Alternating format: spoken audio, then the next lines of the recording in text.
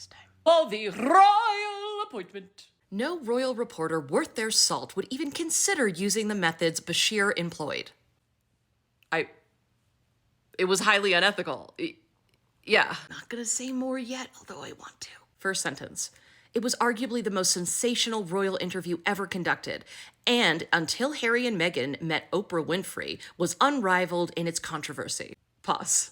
Are you forgetting the 2019 Prince Andrew interview? New emails related to the scandal were dropped this week, which obviously is part of what influenced this royal appointment, but I think there's more.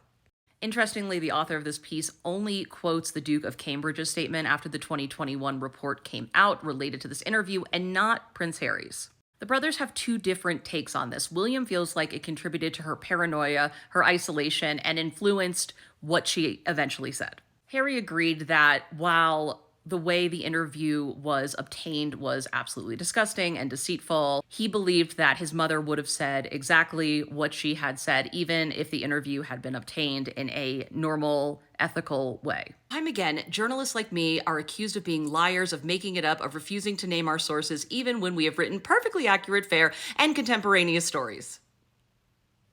Someone is still big mad about that 2018 article. That was neither accurate nor fair. Nor did it rely on good sources based on what the author of the piece sent me. Now we're completely off the rails. No royal reporter worth their salt would even consider using the methods Bashir employed. It's as bad as phone hacking, if not worse. Congrats, I guess, that you wouldn't do something highly unethical and wrong from nearly 25 years ago. It's as bad as phone hacking, if not worse. Is it possible that some of Bashir's methods for obtaining the interview worked because things were already so bad at the time in the British media, specifically the tabloids? Diana already took to sweeping her Kensington Palace apartment for any listening devices, whether from the palace or from reporters.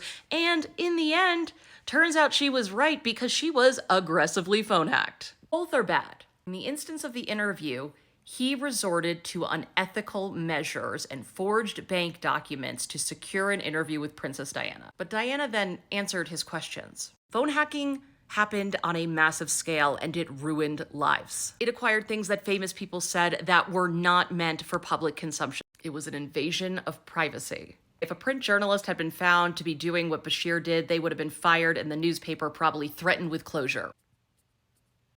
Are you forgetting Dan Wooten and the Cash for Leaks scandal involving a member of William and Kate's comms teams that would go on to be promoted and his publicist's boyfriend? The money, not just forged bank statements that were on the books, hidden at the Sun in order to obtain said information. We're going to suddenly become all high and mighty about ethical journalism when this is still going on in the British media. Here's what I think this is partially about. There is a growing call for Scotland Yard to reinvestigate Piers Morgan and other Mirror Group editors from the 90s and the early aughts. And that is for systemic newsroom criminality and cover-up. Part of this is related to Prince Harry's case against the Mirror Group, which he won in December. Recall, after this ruling dropped, Piers Morgan went in front of his plastic lemon wreath and ranted about the judge's statements. And that is because among the things that Justice Fancourt found, one of them was that there was absolutely no way that executives did not know about the illegal activity and that they simply turned a blind eye to it, and that the judge accepted evidence that Piers Morgan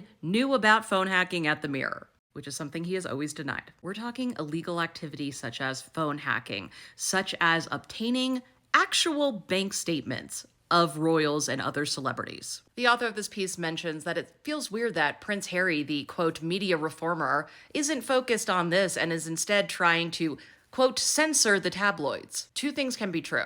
Prince Harry could be sickened by the way his mother was manipulated to get this interview, and at the subsequent BBC cover-up of it, but also can't fight his mother's battles in court, which is why he is going after newspaper groups that have unlawfully obtained information about him, of which there are many. As far as we know right now, this situation with Bashir was an isolated incident within the BBC. It doesn't mean anyone acted appropriately, but to ignore how systemic and widespread phone hacking and other illegal information gathering was within the British newspapers is not proving a point, and it's not fair and accurate reporting.